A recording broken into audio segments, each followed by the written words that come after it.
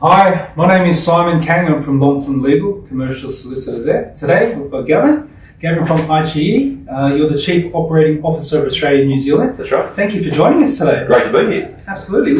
Look, we've certainly seen a change in the way content is consumed, not only in Australia but around the world. So the rise in streaming platforms like yourself has absolutely exploded over the years. And as we know, content is king. So can you tell us a little bit about ICE? Yeah, well, we're proud to say that we've launched ICE here in Australia and New Zealand. It is the biggest video streaming service in Asia Pacific. 500 million active users every month, which is massive. 100 million paid users. And in terms of technology, you know, obviously you can use your phone, tablet, PC, but more importantly now we've just launched our smart TV app. And you know, during lockdown, smart TVs and video streaming is more important than ever. So the ICE app will appear on smart TVs? Yes, it's pretty much there, available in the library. Do a search on your TV, and our app should be there to download. Fantastic. Growth of streaming services such as ICE. We've seen a lot of illegal websites operating, providing free TV shows, free movies, free variety shows. Now, obviously, these are all being done illegally and not the correct way. In all honesty, it may feel like for them that they're getting something for free, but the fact of the matter is they're really not. They're exposing themselves to some risk. No, not at all, and you are right.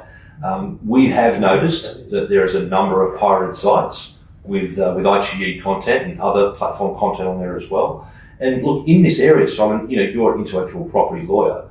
Can you shed some light on what's happening in this particular Absolutely. market? I mean, look, let's be frank. In the last few years, we've seen an absolute explosion of cybercrime. A lot of times, these cyber criminals need gateways to get access to your information or to your hardware. Right. And quite often, they use really attractive methods such as free websites, such as these, to do that. Yep.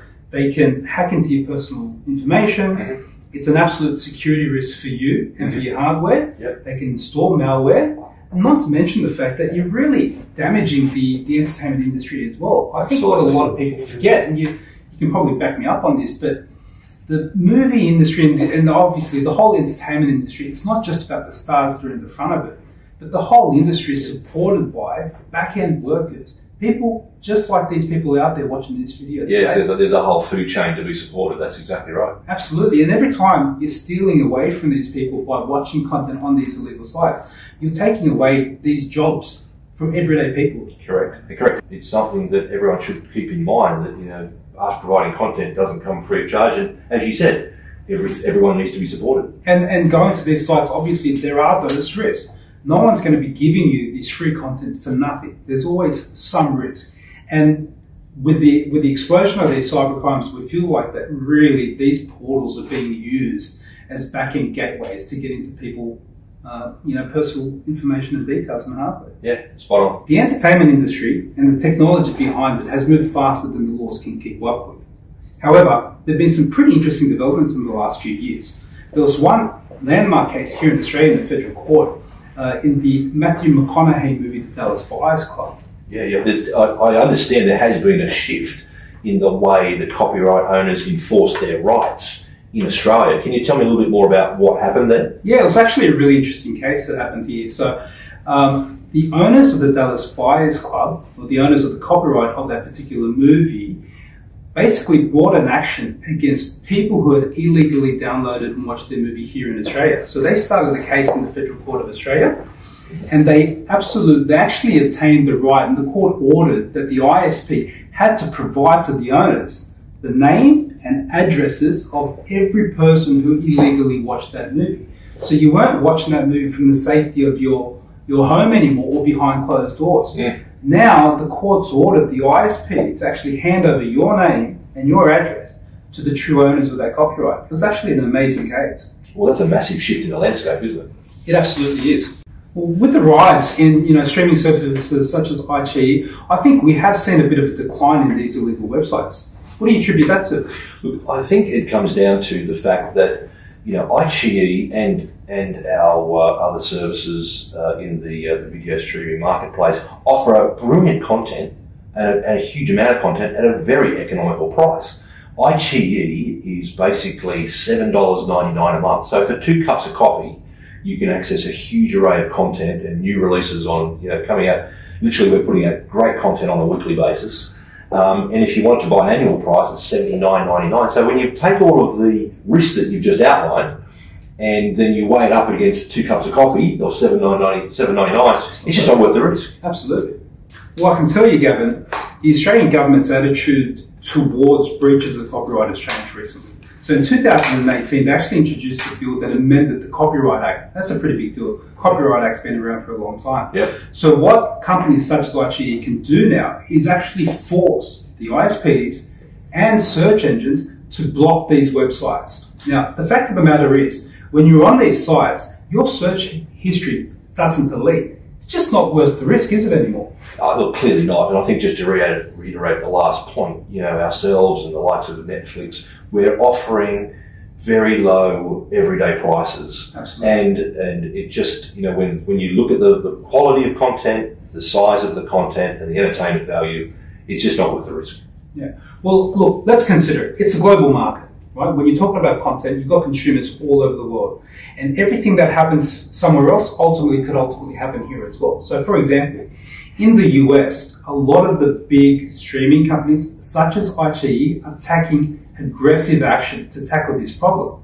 Now, the approach has actually changed a little bit. It's not just about targeting the pirated websites, but now it's about targeting the people who operate those illegal websites. And this is actually a really positive move. I can tell you now, just last month, a huge case has just commenced between Amazon and Netflix joining forces against a rogue pirate operator. It's going to be really interesting to see the development of that case. And I think what happens there ultimately is probably going to happen here in Australia as well. But let's get to the other point.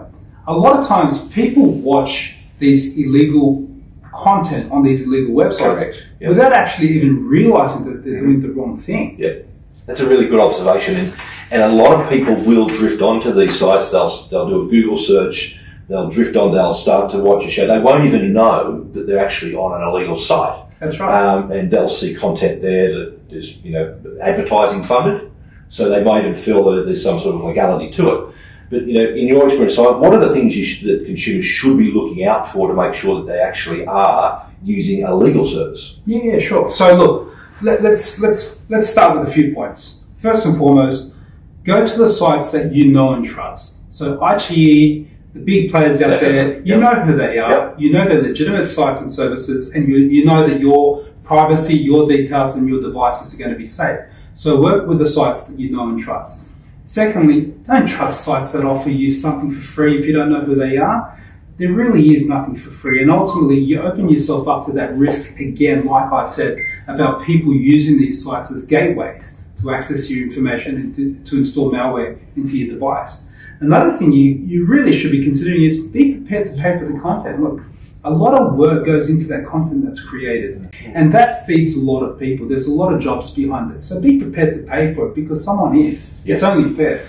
The other thing is that companies really should be quite careful with their advertising as well. I think most companies out there try to do their best by complying with the applicable laws in every aspect of their business, and sometimes they may accidentally spend advertising money on illegal websites, giving them that sense of legality, but it's actually not, and they may be doing it unwittingly and unknowingly. Well, thanks, Simon. You've given us some great advice here today. It's been super informative. I would say that iQIYI are committed to the Australian and New Zealand market. We've got a great content release schedule coming up. We have got a very cost-effective price. And we love the support of the Chinese community. And remembering also that we don't just have the Chinese content up there, we've got Korean and Southeast Asian content as well. So we're serving not just the Chinese community, but the broader Asian market. So really looking forward to how things play out in the next 12 months. Amazing. Look forward to it. Look, thank you for coming again, Gavin. I know I'll be signing up. $8 a month, $7.99 a month. Thank you, Simon. It's not a great deal. I love that Korean content. So I'll give that a crack. But thanks again for coming and joining us today. Thank you so much, Simon. It's been a pleasure.